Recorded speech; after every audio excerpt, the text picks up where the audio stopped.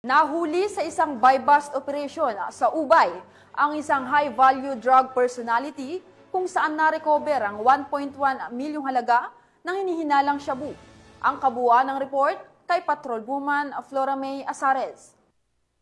Arestado ang isang high-value drug personality matapos mahulihan ng tinatayang 1.1 milyon na halaga ng hinihinalang shabu sa ikinasang buy-bust operation ng mga operatiba sa Purok 5, Barangay Fatima, Ubay, Bohol, nitong Agosto 13 ng taong kasalukuyan.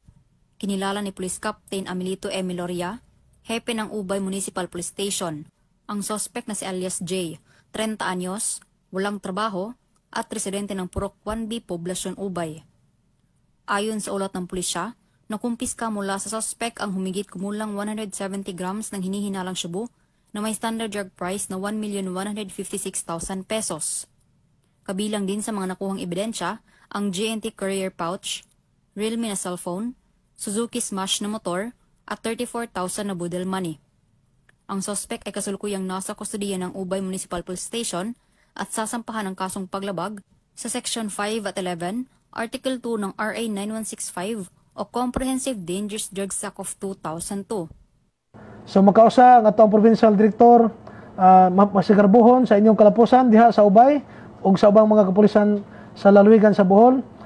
Ang Bohol PNP walay hunong o walay puas ang atong pagpahigayon og anti-illegal drug operations para mapakgang o maundang na ang hulga sa ginadili nga droga diri sa atong probinsya. Sa mga katawhang bulanon, tabangi mininyo pinagi sa paghatag og impormasyon, pinagi sa pagtudlo sa mga tawo nga nalambigit sa ginadili nga droga.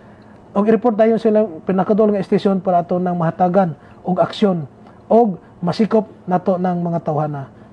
Mula dito sa Central Visayas, ako ang inyong Police News Network Correspondent, Patrolwoman Flora May Azares. Alagad ng batas, tagataguyod ng balitang pulis.